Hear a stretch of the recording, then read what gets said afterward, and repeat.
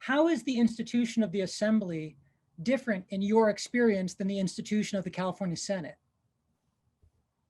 The Senate is much more collegial and formal.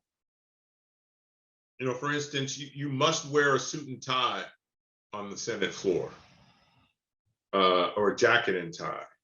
And that was not the case, even though most people did, that was not the rule when I was in the Assembly. It is expected to be much more deliberative and collegial in the Assembly, which can get a little rough and tumble.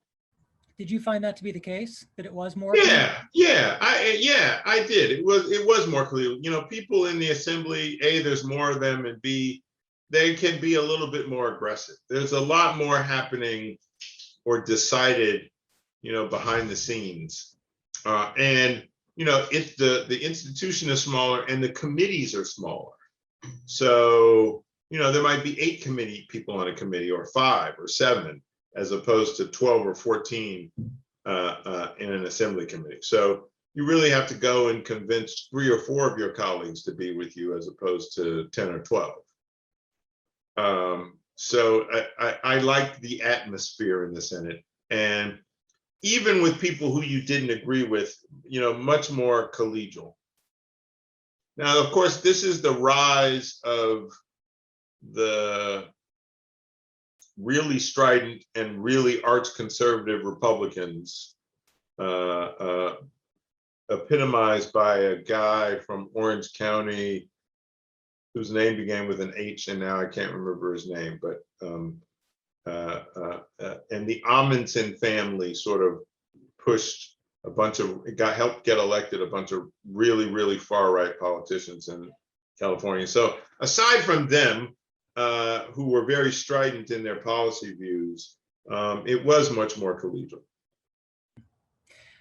With regard, you mentioned the difference in committees. What were the committees that you were hoping to become part of in the Senate? Well, my first term there, I think I chaired elections and reinforcement for a while, but I expected to end up on chairing transportation.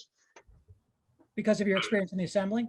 Yeah, I mean, I expected that was where I was going to end up, and that was kind of where I was moving toward. I have a note that you also eventually served on the Appropriations Committee in the Senate. Yeah, so I eventually chaired the Appropriations Committee. What was that experience like? If there's a committee you want to have in the legislature, it's appropriations. You know, pretty much every piece of legislation goes through there, so I enjoyed that very much. How did you use that position? Well, I think maybe I'm overstating it. It certainly is a very powerful committee, but it is also one of those where you are less chairing the committee for yourself and more chairing it for the caucus and or the pro tem. I mean, so in the end, you're the kind of the place, you know, all these bills get through policy committees and have policy debates. And then it gets to the place where it's really somewhat of a group leadership decision as to what gets funded out of appropriation. So all these bills go into a hopper, and then we say, okay, there's X amount of money to be spent. All these bills cost something, almost all of them.